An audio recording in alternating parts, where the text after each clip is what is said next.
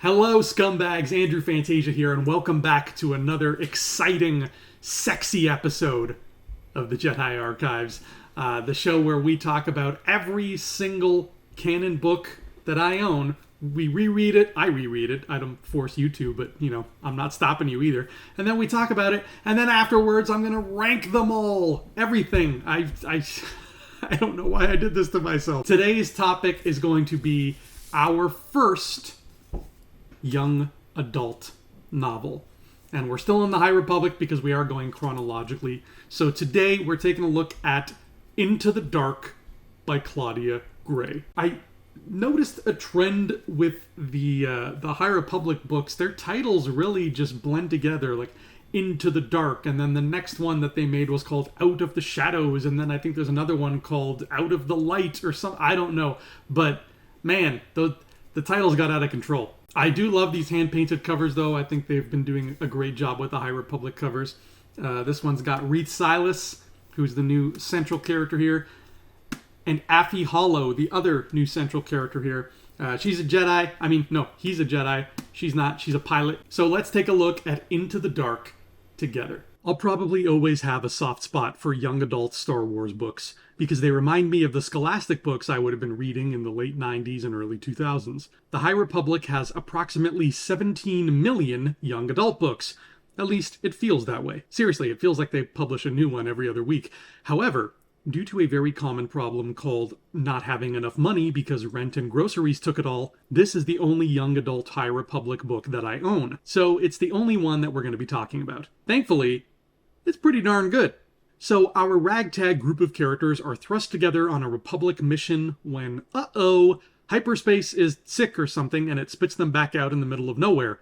But not totally in the middle of nowhere, because there's this place called Amaxine Station, left behind centuries ago by a now extinct race. With no other choice, our heroes dock at the station and find it teeming with mysteries.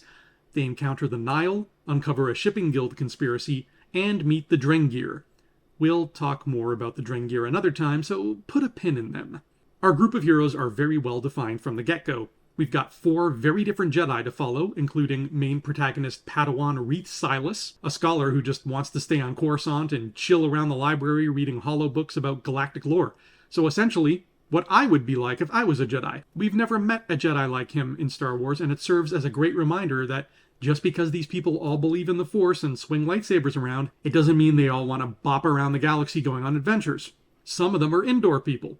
Orla Jareni is one of my favorite High Republic Jedi ever because she has this cool monochrome look. Des Rydan ends up taking the Barash vow, which ties into Phase 2 nicely. And then there's Comac Vetus, who I imagine looks and sounds just like Sean Connery, so he's endlessly entertaining. On top of that, you've got the 3 pilots who work alongside the Jedi here, and they're great too.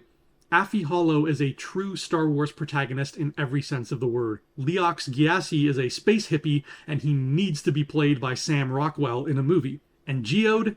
Man, Geode's just a ton of fun. Claudia Gray is so great at coming up with creative reasons for why Geode isn't speaking or moving. Like this gem. Affie shows up in a bad mood, and Geode, quote, had more sense than to interrogate her. Brilliant. Past experience with canon material has taught me that Claudia Gray is probably the best writer working under the Star Wars banner right now.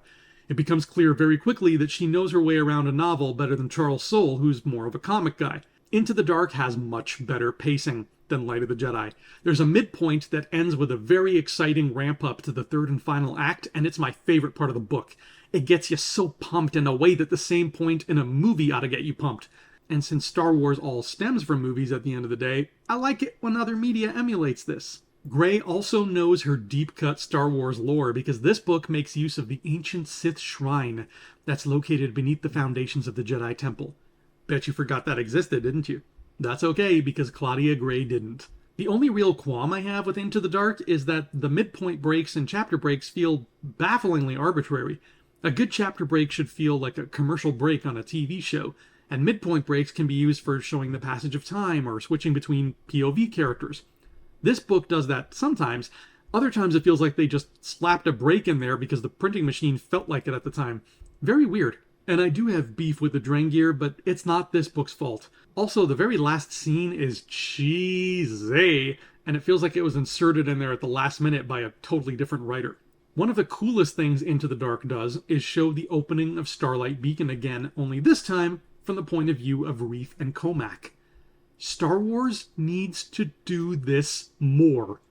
This saga is full of so many big important moments. Experiencing them from multiple points of view is a no-brainer. Resistance did it well with Hux's speech. The Bad Batch did it even better with Palpatine's speech.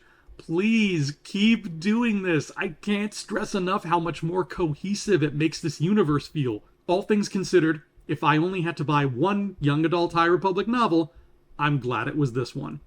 Thanks for being so awesome and talented, Claudia Gray. Claudia Gray is just awesome. She's so talented. I don't know why her other books, the books that she created, aren't giant bestsellers, because she's just outstanding.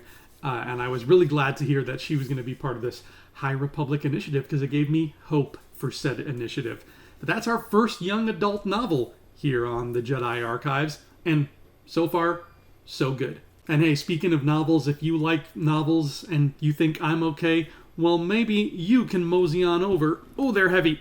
Maybe you can mosey on over to Amazon and pick up my fantasy novels that I wrote, which are not international bestsellers yet, but give it time.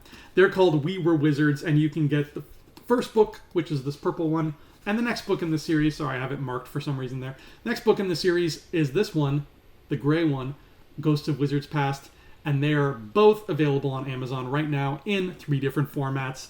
We Were Wizards, my pride and joy. Check it out if you have a fantasy fan in your life.